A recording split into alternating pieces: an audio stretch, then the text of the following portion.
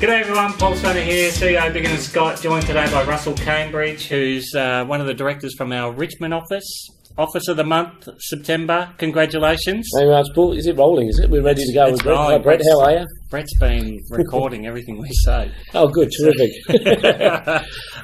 Mate, congratulations. Good month. Yes. Fantastic month, actually. It's a fantastic month, Yep. considering it is most definitely harder out there. Yeah. It is definitely harder. But if we look back to May through to now, we've done a record number of transactions that we've ever done at this time of year. Yep. So the whole winter period, the most we've ever done. But, you know, if the guys have got something to gripe about, every transaction needs harder work. So there's Yep. a lot more to do.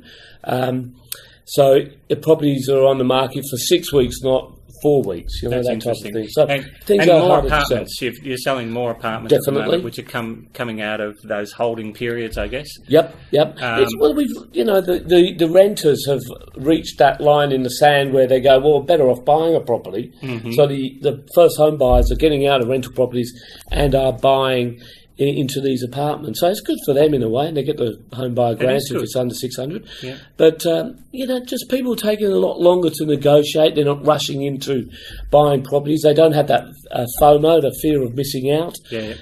So auctions are a little bit harder But to you sell. also have, for any buyers that are watching, you are selling quite a few things before auction. Yes, correct. Or they're private sales, which Correct. you don't usually do a lot of. So you need to sort of get tight with the salespeople and make sure you're in the action if there's going to be a deal. And of course, a lot of those private sales are the pass-in auctions, and they're gone in a couple of weeks anyhow. But just the guys are saying it's harder out there. But well, guys, you've had a record number of transactions, so well done.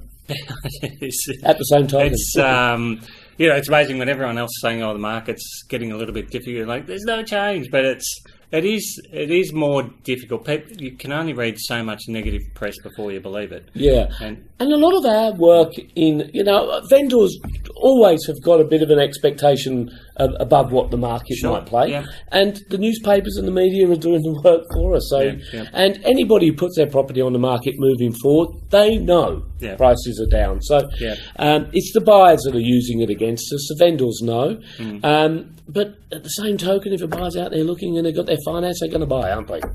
If you want to buy, you buy. Just go with the flow. So it's pretty straightforward. So September, record month for the office in Richmond. Can I congratulate Edward? He had a great month, didn't he? Yeah, well done, Ed. I forget how many transactions you said you did, but well done, Edward. I forget.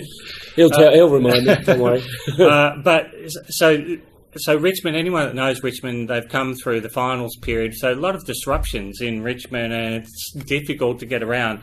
So October, we'll see a few Super Saturdays, and yes, you know, I think we just had a Super Saturday, didn't we? Oh, well, it's sort of 800. It was big numbers in Richmond. Yeah. And, of course, the last weekend, all the ones started that coincide with the week before Derby Day. So that's a big Saturday.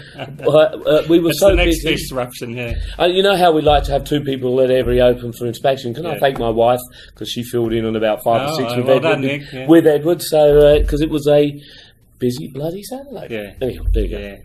Now, I've noticed you guys are doing a couple of different things. There's an offer in your pre-sale to do an event prior to it hitting the open market, and that's something that you've tweaked in your sales process. So the guys are spending time on spoiling the people that are on their database or they know are looking to buy right now. So that's a great thing that you guys are doing. Preview opens. Yeah. We don't want to call them VIPs because the preview opens and they work a treat, you know, for particularly if there's a property that's going to appeal to someone who's going to trade up. So we do like to encourage those. And we've also started doing a few 5-week campaigns. Traditionally, the auction campaign is a 4-week campaign, but a few 5-week campaigns, especially if they're leapfrogging, I should say, grand finals or derby days, because, but also because the banks are taking longer to get these approvals through.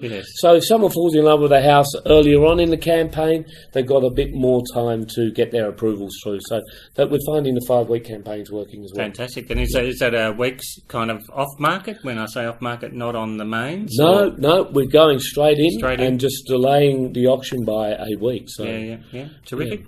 Yeah. And I know the team's smashing out the calls on the phones, and still the easiest and the friendliest people to deal with. Yeah, of course. Yeah. Even more friendly when my wife's doing it too. Yeah. But it was, do you know what was good about You're in trouble. I am a little bit because I took her out again last night. What was good though for my wife to work a Saturday was to see how busy it is on a Saturday and how exhausting it is when you get home on a Saturday night and she's ready to get out and go, and I go, can I sit down for a bit? Now you know why. Yes, darling. Yes, darling. Yeah.